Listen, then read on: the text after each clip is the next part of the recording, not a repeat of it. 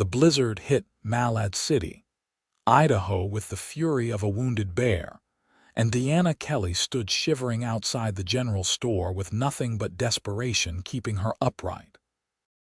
The winter of 1878 had already claimed her father to pneumonia and her wagon to a broken axle 3 miles back, leaving her stranded in this frontier town with empty pockets and an emptier stomach. She clutched her thick woolen coat tighter around her shoulders as the wind shrieked down the main street, knowing what she had to do even as her heart rebelled against it. Inside the store, warmth beckoned like salvation itself. Deanna pushed through the door, snow cascading from her boots onto the worn wooden floor. The shopkeeper, a weathered man with suspicious eyes, looked up from his ledger. Behind him, shelves lined with goods she could not afford mocked her poverty. "I need bread," Deanna said, her voice steadier than she felt. "And whatever you can spare, I can trade my coat for it."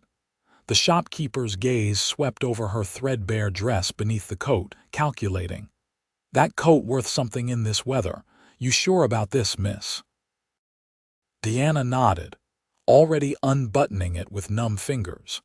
She had not eaten in 2 days, and the hollow ache in her stomach had progressed beyond mere hunger into something dangerous. The coat slipped from her shoulders, and immediately the cold of the store, warm as it was compared to outside, seemed to seep into her bones. The shopkeeper handed over a loaf of bread, some dried beef, and a small sack of beans. "This is all I can do for that coat," he said, not unkindly. "Storm's getting worse. You got somewhere to stay?" "I will find something," Deanna lied, clutching the food to her chest. She walked back into the blizzard wearing only her thin calico dress, a threadbare shawl, and her determination to survive. The cold hit her like a physical blow. Within seconds, she was shaking so violently she nearly dropped the bread. The street was nearly invisible through the driving snow, and she stumbled forward blindly, searching for any shelter. An overhang, a stable, anywhere to escape the wind that cut through her dress like it was made of paper. She did not see the horse until she nearly collided with it. The animal whinnied, startled, and strong hands caught her shoulders before she could fall. "Whoa there," a deep voice said. "You trying to freeze to death?" Deanna looked up into the face of a man who seemed carved from the same rough territory that surrounded them. He was tall and broad-shouldered, wearing a heavy sheepskin coat and a hat pulled low against the snow. But it was his eyes that caught her, dark and intense beneath the brim, looking at her with concern that felt genuine. "I am fine," Deanna stammered through chattering teeth, which was such an obvious lie that the man did not even dignify it with a response. "You are not wearing a coat in the worst blizzard Idaho has seen in 5 years," he said flatly. "That is not fine. That is dying." Without waiting for permission, he shrugged out of his sheepskin coat and draped it around her shoulders. The warmth trapped in the wool felt like heaven, and Deanna could not help the small sound of relief that escaped her throat. "I cannot take your coat," she protested weakly, even as her hands clutched it tighter. "Already gave it to you," he said. He wore a thick flannel shirt and vest underneath, but she could see him tense against the cold. "Name is Cole Walker. I got a room at the boarding house 2 streets over. You need to get out of this storm." "Deanna Kelley," she hesitated, pride warring with survival. "Survival 1. I have nowhere to go. My father died 3 weeks back, and I was trying to reach my aunt in Oregon, but our wagon broke down outside town." Cole's jaw tightened. "You alone?" "Yes." He muttered something under his breath that the wind stole away. "Come on then. Boarding house first, get you warm. Then we will figure out the rest." Deanna followed him through the blinding snow, his solid form acting as a windbreak. Her mind raced with all the warnings her father had given her about trusting strangers, especially men, especially in wild frontier towns where law was more suggestion than rule. But she was freezing and alone, and something in Cole Walker's straightforward manner made her think he was not the kind of man who needed to trick women into trusting him. The boarding house materialized out of the snow like a miracle, lamplight glowing in the windows. Cole pushed open the door and ushered her inside, where heat from a massive iron stove made her gasp with relief. Her fingers and toes began to tingle painfully as feeling returned to them. Mrs. Patterson, the boarding house keeper, took one look at Diana and hurried over with blankets and hot coffee. "Lord have mercy, child, you look half frozen. Cole, what have you dragged in from the storm?" "Miss Kelley needs a room," Cole said. "And a hot meal. I will cover the cost." Diana started to protest, but Cole held up a hand. "You can pay me back when you get on your feet. Right now, you need to not freeze to death. Consider it a loan if it makes you feel better." Mrs. Patterson was already herding Diana toward the stove. "Come sit, dear. I will bring you some stew." "Cole, you are a good man, but stop hovering and let the girl warm up properly." Over the next hour, Diana thawed in front of the fire while Mrs. Patterson fussed over her, and Cole sat quietly at the table, working through his own meal. The stew was the most delicious thing Diana had ever tasted, though she suspected that had more to do with her hunger than the cooking. Between bites, she studied Cole covertly. He looked to be in his late 20s, with dark hair that curled slightly at his collar and a face that had seen hard weather and harder work. His hands were scarred and calloused, the hands of a man who made his living with them. When he caught her looking, he did not look away, just met her gaze steadily until she was the one who dropped her eyes. "What do you do, Mr. Walker?" she asked, more to fill the silence than from curiosity. "Cole," he corrected. "I run cattle when the weather allows." "Got a small ranch about 10 miles north of here. Was in town picking up supplies when the storm hit harder than expected." "You will not be able to get back in this weather," Mrs. Patterson said, setting down fresh coffee. "This storm is settling in for days, mark my words." Cole nodded, apparently unsurprised. "Figured as much. My foreman can handle things. He has been through worse." Diana set down her empty bowl, warmth finally beginning to penetrate the cold that had settled into her bones. "I need to find work," she said. "Is there anything in town?" "I can cook, clean, so. I helped my father run our store back in Missouri before we headed west." Mrs. Patterson and Cole exchanged a look. "Jobs are scarce in winter," the older woman said carefully. "Most hiring happens in spring. But I could use help here at the boarding house if you are willing. Pay is not much, but it includes room and board." Relief flooded through Diana so powerfully she felt dizzy. "Yes, thank you, yes. Good. You can start tomorrow. Tonight you rest and recover." Mrs. Patterson patted her shoulder. "I will show you to your room." The room was small but clean, with a narrow bed and a washstand. Diana stood at the window watching the snow pile higher in the street while wearing Cole's coat.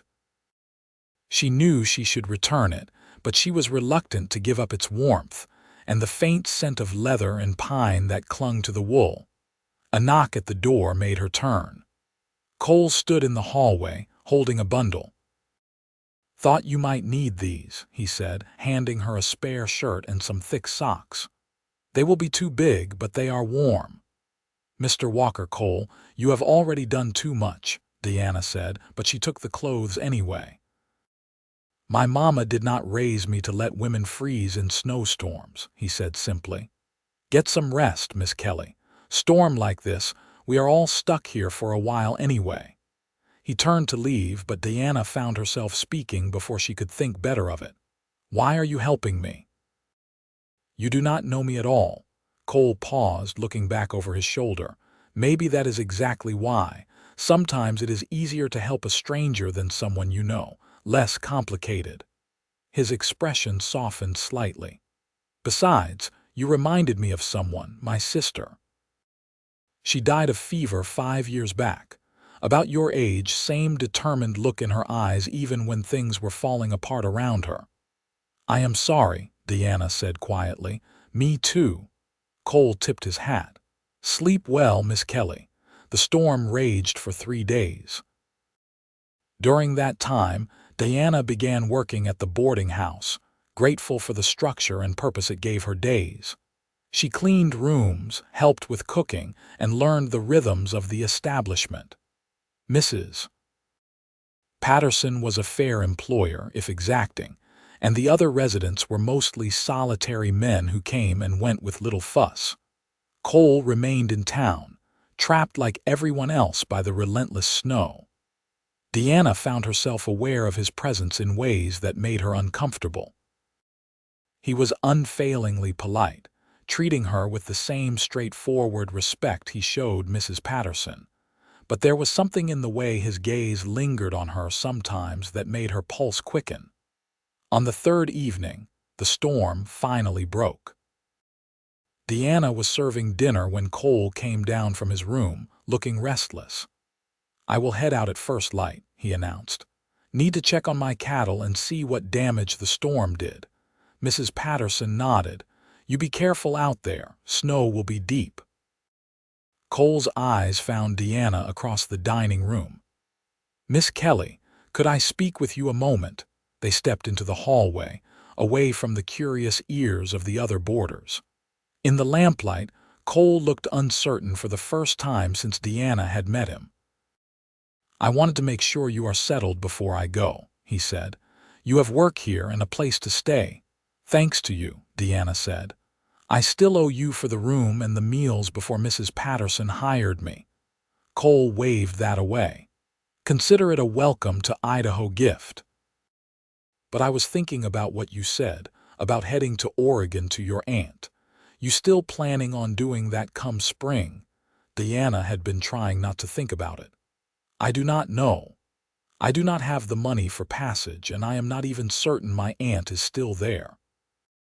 The last letter we had was over a year ago. If you decide to stay, there might be work at my ranch come spring," Cole said carefully. "I could use someone who can keep books and manage household accounts. My foreman, Jack, he is good with cattle but terrible with paperwork. I have been doing it myself, but I would rather focus on the ranch work." It was a generous offer, perhaps too generous. Deanna studied him, trying to read his intentions. "Why would you offer me a job when you barely know me?" Cole met her gaze directly. "Because in the 3 days I have watched you work here, I have seen you are honest, hardworking, and not afraid to speak your mind. Those are qualities worth paying for." He paused. "And because I would like to get to know you better, Miss Kelley, if I am being honest about it." Deanna's heart kicked against her ribs. "Mr. Walker, Cole," she took a breath. "I appreciate your honesty, and I will consider your offer, but I need to be clear that I am not looking for charity or pity. If I work for you, it will be because I can do the job well, not because you feel sorry for me." Something that might have been respect flickered in Cole's eyes. "Would not have it any other way. Think about it. I will be back in town in 2 weeks for supplies. You can give me your answer then." He left at dawn the next day.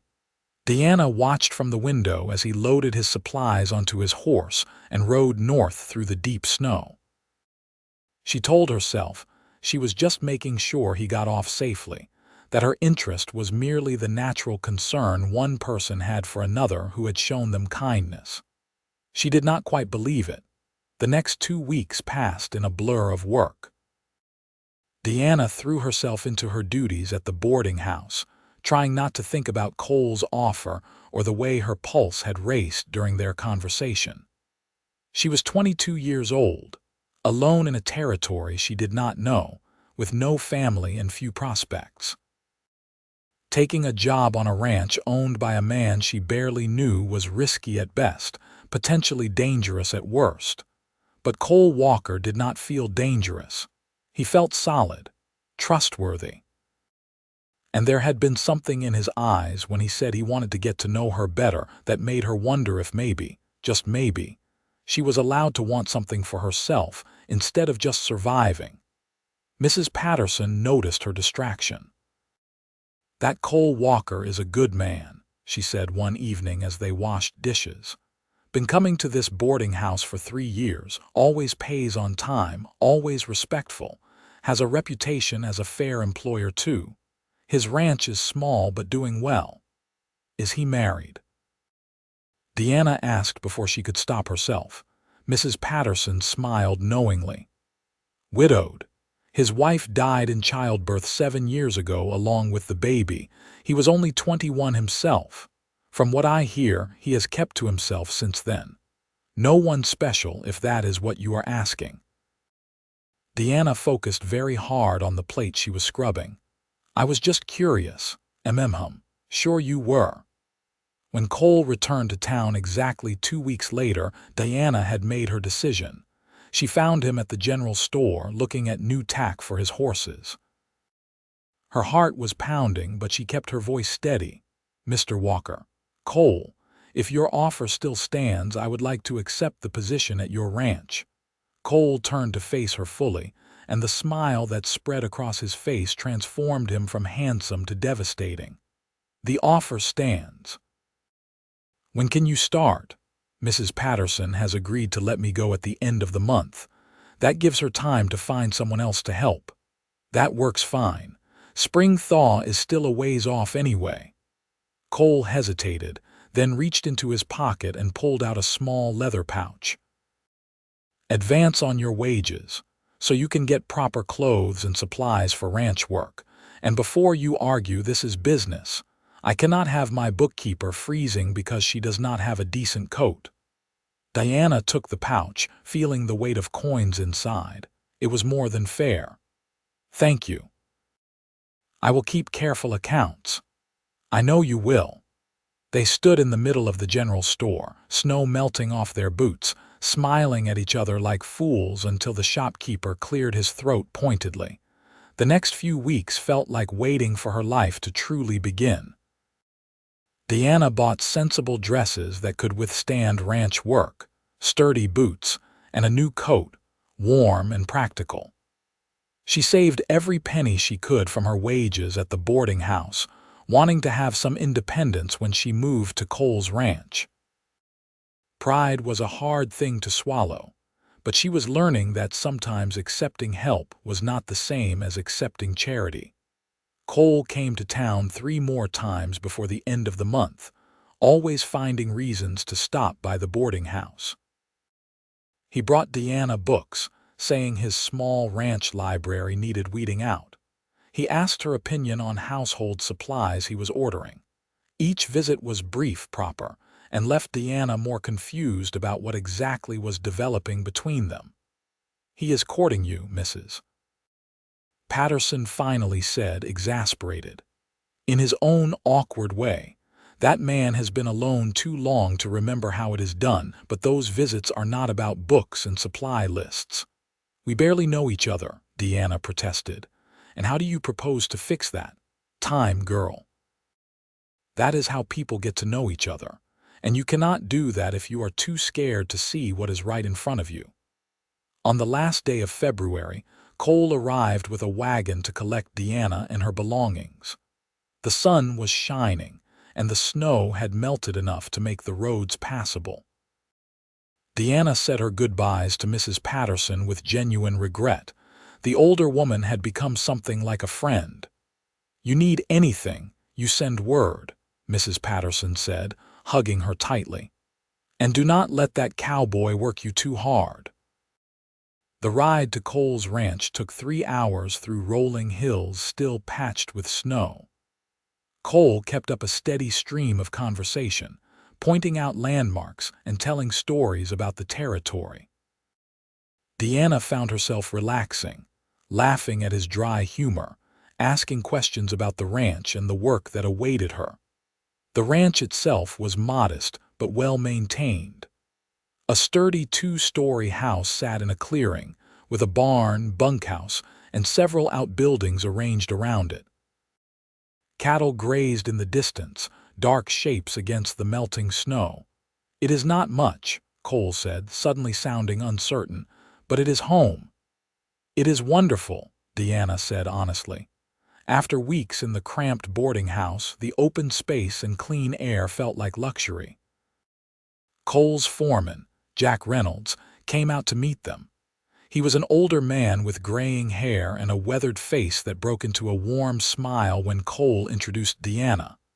"Thank the Lord," Jack said fervently. "Maybe now Cole will stop pestering me about the account books. I can handle cattle, but numbers are not my strength." The house had clearly been built by someone who cared about it. The main room was large and comfortable, with a stone fireplace and solid furniture. A kitchen occupied one end, well equipped and clean. Cole showed Deanna to a bedroom on the second floor, sunny and spacious. "This was going to be a nursery," Cole said quietly. "But that never happened. It has been a storage room for years. I cleaned it out and got you a proper bed and dresser. If you need anything else, just say." Deanna set down her bag, taking in the simple room that was more than she had hoped for. "It is perfect." Over the next few weeks, Deanna settled into the rhythms of ranch life. Her mornings were spent going over accounts, writing letters to buyers and suppliers, and organizing the household finances that Cole had let slip into comfortable chaos. Afternoons she spent learning about the ranch itself, walking the property, meeting the handful of ranch hands who worked for Cole. The work was satisfying in ways she had not expected. Cole was a fair employer, and his men respected him. The ranch was small enough that everyone knew each other, large enough to be profitable. Diana's organized mind found patterns in the chaos, ways to streamline purchases and maximize profit. When she presented her findings to Cole, he listened with genuine interest. "You have a head for this," he said, reviewing her neat columns of figures. "I knew you would be good, but this is better than I hoped." "You were overpaying for feed," Deanna said. "I found a supplier in Pocatello who will deliver for less. And if we sell 3 of the older steers now, we can use that money to buy breeding stock in the spring when prices are lower." Cole grinned. "See, this is why I needed you. I would never have thought of that." They fell into an easy partnership, working side by side during the day. But it was the evenings that Deanna treasured most. After dinner, they would sit by the fire, and Cole would tell her stories about growing up in Wyoming, about learning to run cattle, about the hard early years of building his ranch. Deanna shared her own stories of Missouri, of her father's general store, of the dreams they'd had of a new life in Oregon. "Do you regret not making it to your aunt?" Cole asked one night. Deanna considered the question seriously. "No, I think this is where I was meant to end up." The air between them seemed to thicken. Cole leaned forward, his dark eyes intense in the firelight.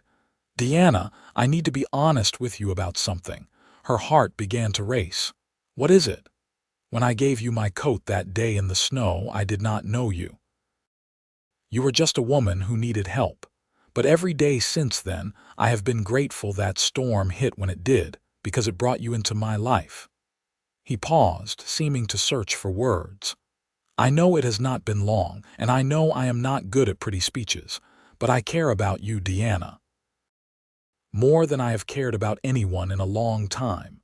And I need you to know that, so you can decide if you feel the same or if I should just shut up and keep things professional between us." Diana's breath caught. She had known, on some level, that her feelings for Cole had grown beyond simple gratitude or friendship. But hearing him say it aloud made it real, made it something she had to acknowledge and respond to. "I care about you too," she said quietly. "You scare me a little if I am being honest. Not because I think you would hurt me, but because I did not expect this. I came here planning to work and save money and be sensible. I did not plan on feeling like this. Like what? Like I want to stay here forever.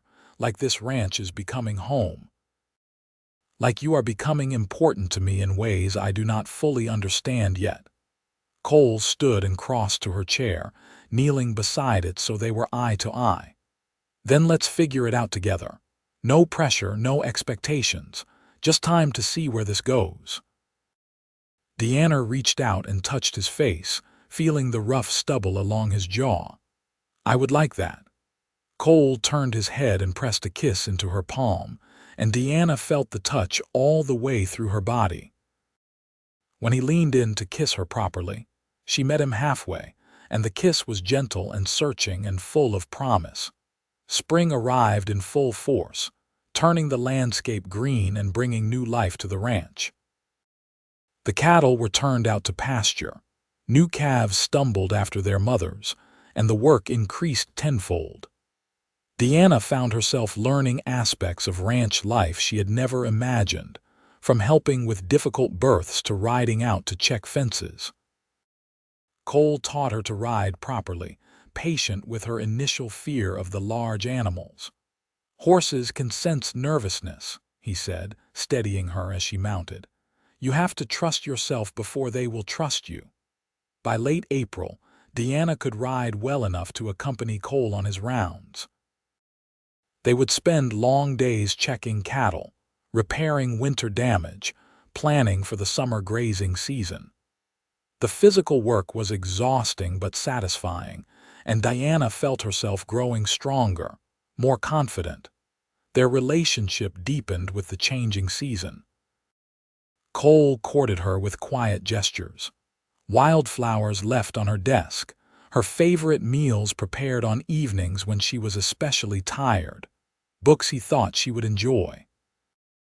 Deanna responded in kind, mending his clothes with careful stitches, organizing his chaotic office, listening when the weight of ranch management wore him down. They kissed often now, stolen moments in the barn or long, slow explorations by the fire after Jack and the ranch hands had retired to the bunkhouse. But Cole never pushed for more, and Deanna appreciated his patience even as her own desire grew. One evening in May, Diana was working on the accounts when she came across something that made her pause.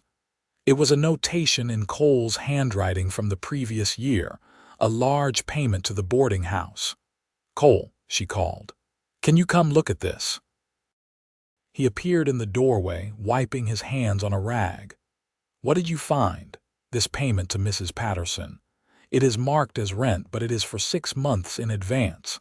"When did you stay there for 6 months?" Cole's expression shifted, becoming uncomfortable. "I did not. That was for someone else." Understanding dawned slowly. "For me. You paid for my room at the boarding house, did not you? Not just those first few days, but the entire month I worked there."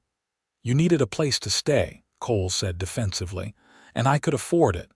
"Cole Walker, you lied to me. You said I was working for my room and board. You were. Mrs. Patterson kept your wages. I just covered the rent separately." Deanna stood, hurt and angry in equal measure. "Why would you do that? Why would you lie?" "Because you would not have accepted it otherwise." Cole's voice rose to match hers. "You were so damn proud, Deanna. You would have frozen to death rather than accept what you thought was charity, so I found a way to help that you would accept." "That was not your decision to make." "Maybe not, but I made it anyway." Cole ran a hand through his hair, frustrated. "I am not apologizing for keeping you alive, Deanna." They stared at each other across the office, both breathing hard. Diana's anger warred with the knowledge that he was right. She would never have accepted that help directly, but the deception stung. "I need some air," she said finally, pushing past him and out into the evening. She walked aimlessly around the property, trying to sort through her tangled emotions. The sun was setting, painting the sky in shades of orange and pink. Deanna found herself at the small cemetery on the edge of the property, where simple wooden crosses marked 2 graves. Cole found her there as darkness fell. "That is my wife and daughter," he said quietly, standing beside her. "Sarah and Emma. They died within hours of each other. Sarah's labor went wrong, and there was nothing the doctor could do. I was 21 and suddenly alone, and I did not know how to deal with it." Diana's anger drained away, replaced by compassion. "I am sorry. For a long time I just worked. That was all I could do, put everything into building this ranch. And then you stumbled into my life, half frozen and stubborn as hell, and suddenly I remembered what it felt like to care about someone." He turned to face her. "I should have told you about paying for your room. You are right about that. But I am not sorry I did it, Diana. I cannot be sorry for anything that meant you stayed alive long enough for me to know you." Diana reached for his hand, lacing their fingers together. "I am not angry that you helped me. I am angry that you thought I needed to be tricked into accepting help. I may be proud, Cole, but I am not stupid. If you had told me the truth, explained it the way you just did, I would have understood." "You are right," Cole said. "I should have trusted you more. I am sorry." Apology accepted. "But no more secrets, Cole. If we are doing this, building something together, it has to be based on honesty." "No more secrets," Cole agreed. He pulled her close, wrapping his arms around her. "I love you, Diana. I should have said that first. I love you and I want a future with you." Diana's heart felt too large for her chest. "I love you too." They kissed there in the gathering darkness between the past and the future, and Diana felt something settle into place inside her. This was home. Cole was home. As summer rolled across Idaho, the ranch thrived. Cole's cattle brought good prices, and Diana's careful management meant they were able to expand their herd and make improvements to the property. They hired 2 more hands to help with the increased work, and the ranch began to feel prosperous in ways it had not before. Diana and Cole's relationship became common knowledge among the ranch hands, who treated her with the respect due to the boss's woman. Jack, in particular, seemed delighted by the development. "About time Cole found someone," he told Diana one afternoon. "He has been alone too long. You are good for him." "He is good for me too," Diana said, and meant it. In late July, Cole took Diana into town for the summer festival. Malad City had transformed from the frozen, desperate place she had first encountered into a lively community celebrating the season. There was music and dancing, food and laughter, and Cole kept his hand on the small of Diana's back as they moved through the crowd. Mrs. Patterson found them by the lemonade stand. "Look at you two," she said, beaming. "I knew it. I told you, did not I, Diana?" "You did," Diana admitted, hugging the older woman. "Thank you for everything, Mrs. Patterson." "Nonsense. You did the work. I just pointed you in the right direction." She winked at Cole. "You taking care of our girl, doing my best," Cole said, his hand tightening on Diana's waist. As the sun set, couples moved onto the dance floor that had been set up in the town square. Cole led Diana into the crowd, pulling her close as the fiddles struck up a waltz. "I have not danced since before Sarah died," Cole murmured against her hair. "I forgot how good it feels." Diana leaned into him, letting the music and motion carry her. Around them, other couples swayed, but she was only aware of Cole, solid and real in her arms. When the song ended, he tilted her chin up and kissed her, gentle and sweet, and Diana heard someone in the crowd whistle appreciatively. They rode back to the ranch under a sky full of stars, the wagon creaking beneath them.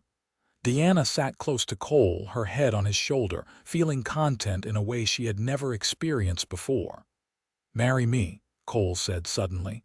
Diana sat up, searching his face in the moonlight. "What?" "Marry me, Diana. I know we have not been together that long by conventional standards, but I am too old to play games. I love you. I want you to be my wife, to build a life together, to have a family if we are blessed with one."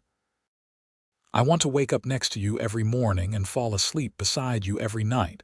I want it all, Deanna, with you." Deanna's eyes filled with tears, but they were happy ones. "Yes, yes, Cole, I will marry you." Cole let out a whoop of joy that startled the horses and pulled Deanna into a kiss that was anything but gentle. When they finally broke apart, both were breathless and grinning. "We will do it properly," Cole said. "I will get you a ring. We will have a real wedding with the whole town invited." "You deserve that." "I do not need a big wedding," Deanna said. "I just need you.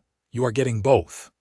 They were married in September, when the summer heat had broken but before the first snows threatened. The wedding took place in Malad City's small church, with what felt like the entire town in attendance. Deanna wore a dress she had made herself, simple but beautiful, with lace at the collar and cuffs. Cole wore his best suit, looking handsome and slightly uncomfortable in the formal clothes. Mrs. Patterson cried through the entire ceremony. Jack stood up as Cole's best man, and Sarah Morton, one of Diana's friends from her time at the boarding house, served as her maid of honor. The minister, an elderly man who had seen countless marriages both successful and failed, pronounced them husband and wife with evident pleasure.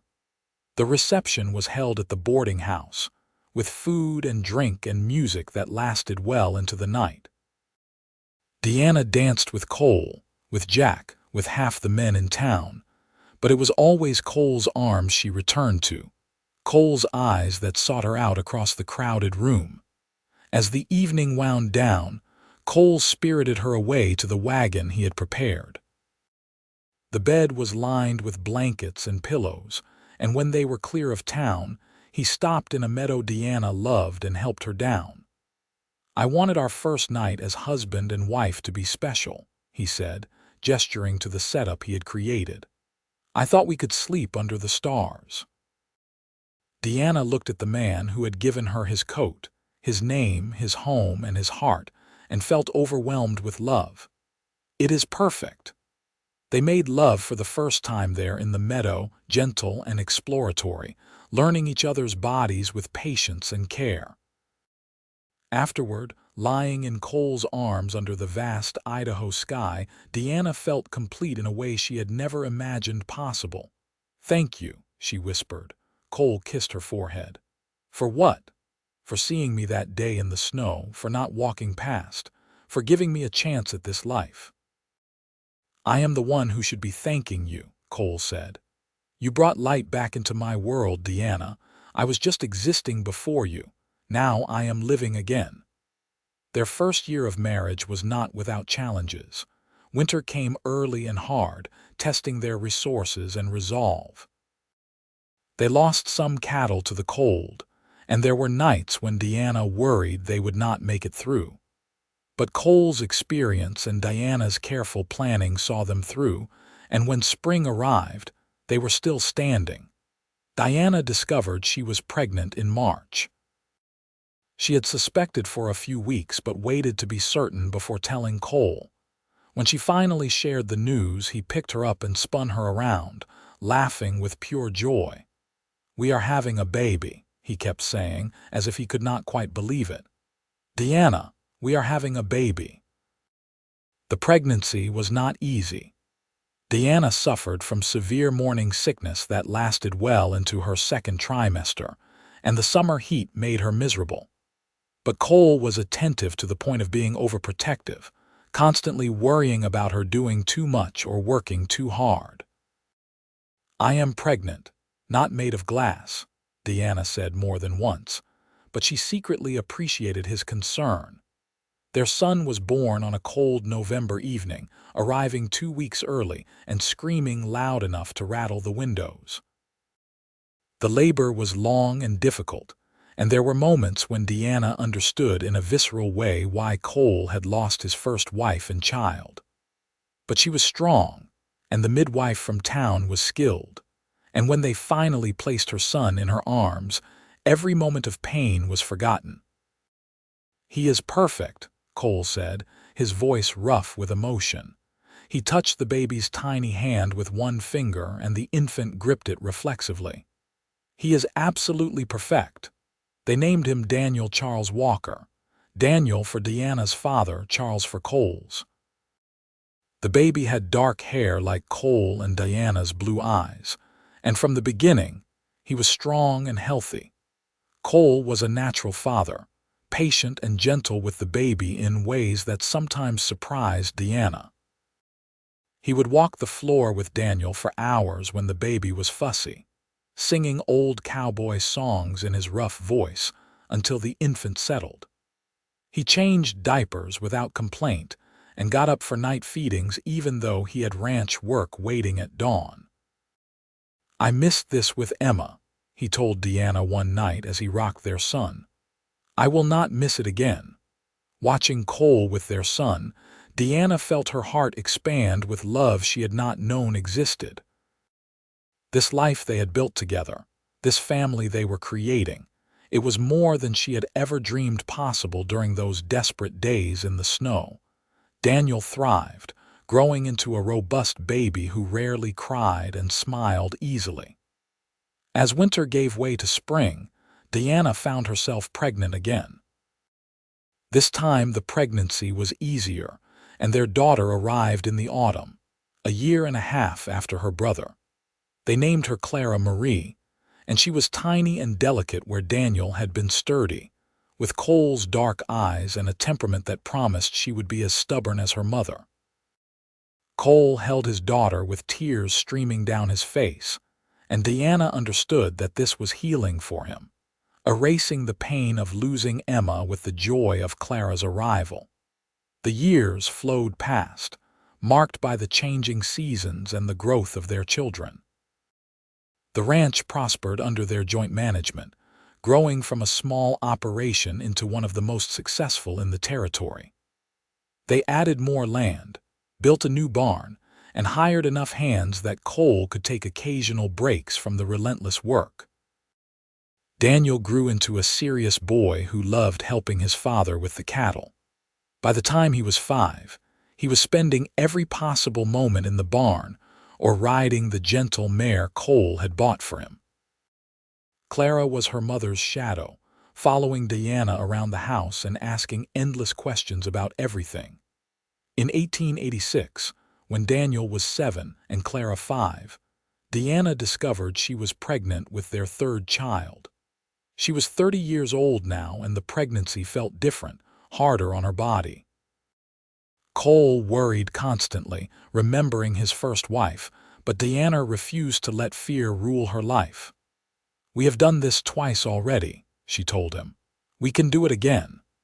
Their second son arrived in early spring, healthy and howling with indignation at being born. They named him Thomas, and he had red gold hair that came from neither of them, a throwback to some distant relative. From the beginning, Thomas was different from his siblings, quieter and more thoughtful, content to sit and watch the world rather than engage with it directly. "He is going to be smart, this one," Jack said, watching Thomas study a butterfly with intense concentration. "You can see the wheels turning in his head." With 3 children and a thriving ranch, life was full and busy and occasionally chaotic, but Deanna had never been happier. She watched Cole teach Daniel to rope and Clara to ride and Thomas to identify different birds, and she felt grateful every single day for the storm that had brought them together. On their 10th wedding anniversary, Cole surprised Deanna with a trip to Boise. They left the children with Jack and his wife Margaret, who had married the year before, and spent 3 days in the territorial capital. It was the first time they had been truly alone since Daniel's birth, and they reveled in it. 10 years, Cole said over dinner their first night in the city. "Sometimes it feels like yesterday, and sometimes I cannot remember life before you." "I cannot remember who I was before you," Deanna said honestly. "That girl in the snow, she seems like a different person." "She was brave and strong and determined to survive," Cole said. "Same as you are now. You just have better circumstances now." I have you. That is what makes all the difference. They spent their time in Boise shopping for the children, walking the streets of the growing city, and talking late into the night about their dreams for the future. Cole wanted to expand the ranch further, maybe buy the property to the east that was coming up for sale.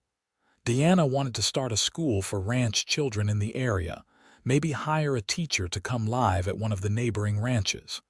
We could do both, Cole said. We have worked hard, Deanna. The ranch is doing well.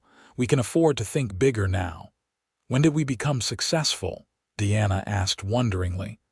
I still sometimes feel like that desperate woman trading her coat for bread. That is not a bad thing to remember, Cole said seriously. It keeps us humble. Reminds us how quickly things can change. But you need to also see how far we have come, Deanna. We built this life together. You should be proud of that. Deanna leaned across the table and kissed him, not caring that they were in a public restaurant. I am proud. Of us, of our family, of everything we have accomplished. And I am grateful every day that you gave me your coat. Cole smiled, the same slow smile that had first made her heart race all those years ago. Best decision I ever made. They returned to the ranch to find their children healthy and happy, though Clara had apparently organized a rebellion against bedtime, and Jack was looking somewhat frazzled. Life returned to its normal rhythms, busy and full and occasionally exhausting. As the children grew older, they each developed distinct personalities. Daniel was responsible and steady, taking naturally to ranch work and already talking about running the operation someday. Clara was bold and adventurous, constantly getting into trouble and charming her way out of it with her father's dark eyes and her mother's quick wit. Thomas remained quiet and thoughtful, but he had a gift with animals that surpassed even Cole's, and a gentleness that made everything and everyone around him calmer. In 1891, Idaho achieved statehood, and Malad City celebrated with a festival that lasted 3 days. The Walker family attended, now a prominent fixture in the community. Cole had been elected to the town council, and Deanna had succeeded in starting her school, which now served 15 children from surrounding ranches. Standing on the platform watching the statehood celebration, Diana reflected on the 13 years since she had arrived in Malad City. She had been alone, desperate and freezing, with no prospects and no hope. Now she had a husband she loved, 3 healthy children, a successful ranch, and a place in the community. It seemed impossible, the distance she had traveled both literally and figuratively. Cole found her in the crowd, slipping his arm around her waist. At 39, he had silver threading through his dark hair and lines around his eyes from years of squinting into the sun. But to Deanna, he was as handsome as the day he had given her his coat. "What are you thinking about?" he asked. "How lucky I am. How grateful." "Luck had nothing to do with it," Cole said. "You made your own life, Deanna. You worked for everything we have." "We worked for it," Deanna corrected. "Together." That night, after the children were asleep and the house was quiet, Deanna and Cole sat on the porch watching the stars. The night was warm, full of the sounds of summer crickets and distant cattle. "You ever think about that day in the snow?" Deanna asked. "All the time," Cole admitted. "I think about how easily I could have ridden past you. The storm was bad and I was focused on getting to shelter. But something made me look up at just the right moment. I think about what would have happened if you had not stopped. I would have died, Cole. I was already losing feeling in my fingers and toes. Another hour and I would have collapsed in the snow." Cole pulled her closer. "But I did stop. And you did not die, and we built this life together. That is what matters." Deanna rested her head on his shoulder, feeling the steady beat of his heart beneath her cheek. "I love you, Cole Walker, more every day." "I love you too, Deanna Walker, always will." The years continued to pass, bringing changes both large and small. Daniel married at 22, bringing home a sweet-natured girl named Anna from a neighboring ranch. They built a house on Walker land and started their own family, giving Cole and Deanna their first grandchildren. Clara, true to her independent nature, announced at 19 that she was moving to Boise to attend normal school and become a teacher. Thomas, at 16, showed no interest in girls or marriage, content to work with the ranch animals and read books about veterinary medicine. Cole and Deanna entered their 50s with grace, their bodies showing the wear of hard work but their spirits still strong. The ranch now covered thousands of acres, employed 30 men, and was one of the most prosperous in Idaho. But success had not changed them fundamentally. They still worked hard, still made time for each other, still remembered their humble beginnings. On a cold December evening in 1898, 20 years almost to the day since Deanna had traded her coat for bread, they sat together in the parlor of their expanded house. A fire crackled in the hearth, and through the window, snow fell gently, covering the world in white. "Another snowstorm," Deanna said, watching the flakes swirl past the glass. "Not as bad as the one that brought you to me," Cole said. He was graying now, his face weathered by decades of sun and wind, but his eyes when they looked at Deanna were as warm as ever. "Nothing could be as bad as that storm. I was certain I was going to die. Instead, you lived. We lived. We built all this." Cole gestured around the comfortable room, but Deanna knew he meant more than the physical house. He meant the life they had created, the family they had raised, the love that had sustained them through 20 years. "I would do it all again," Deanna said softly. "Every hardship, every challenge, every moment of fear, all of it was worth it to end up here with you." Cole stood and crossed to her chair, kneeling beside it as he had so many years ago when he first confessed his feelings. "I gave you my coat that day because you needed it. I gave you my name because I loved you. And I would do both again in a heartbeat, Deanna. You are the best thing that ever happened to me." Deanna cupped his weathered face in her hands, seeing past the gray hair and the lines to the man who had saved her life and then given her a reason to live. "And you are the best thing that ever happened to me, Cole Walker. My cowboy, my husband, my home." They kissed there by the fire, snow falling outside, surrounded by the life they had built together. And Deanna thought, not for the first time, that sometimes the worst storms bring the greatest blessings. She had traded her coat for bread in the snow, and a cowboy had given her his coat, his name, and his heart. It was more than enough. It was everything. Outside, the snow continued to fall, blanketing the ranch in quiet white. But inside, wrapped in Cole's arms, Deanna was warm. She would always be warm now. Cole had made sure of that from that first frozen day to this moment, 20 years later. He had given her everything, and she had given it back to him. And together, they had created something that would last long after they were gone. Their children would inherit the ranch, would carry on the Walker name, would tell their own children about the grandmother who had arrived in a blizzard with nothing and the grandfather who had given her everything. It was a good story, a true story, and it was theirs. As the fire burned low and the night deepened, Cole carried Deanna up to their bedroom, just as he had done countless times over the years. They lay together in the darkness, listening to the wind outside and the peaceful sounds of their home around them. "Thank you," Deanna whispered.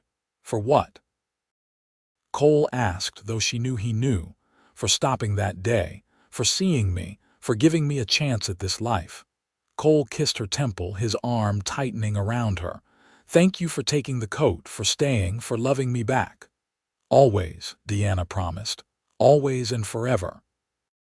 And in the warmth of their bed, in the home they had built, surrounded by the family they had created, Deanna finally fell asleep. The snow fell outside, but she was not afraid. She would never be afraid of the cold again. Cole Walker had made sure of that, 20 years ago in a blizzard, when he gave her his coat and changed both their lives forever. The years ahead would bring more challenges and more joys. They would watch their grandchildren grow, would celebrate the 20th century together, would eventually grow old and gray side by side. But the core of their story, the heart of their love, would remain unchanged. A woman in the snow, desperate and freezing. A cowboy on his horse, generous and kind. A coat exchanged. A name given. A life built together one day at a time until those days stretched into decades and those decades became a lifetime. It was a simple story in many ways, but it was theirs and it was true and it was enough. More than enough. It was everything they had ever needed or wanted. And on that snowy December night, 20 years after the blizzard that brought them together, Cole and Diana Walker fell asleep holding each other, grateful for every moment, every choice, every chance that had led them here. The storm had passed long ago, but its gift remained, warm and alive and real, in the love between them and the life they had built. And that, Diana thought in the moment before sleep claimed her, was the best gift of all. Not just survival, but life. Not just shelter, but home. Not just a coat against the cold, but love that would warm her for all the days to come.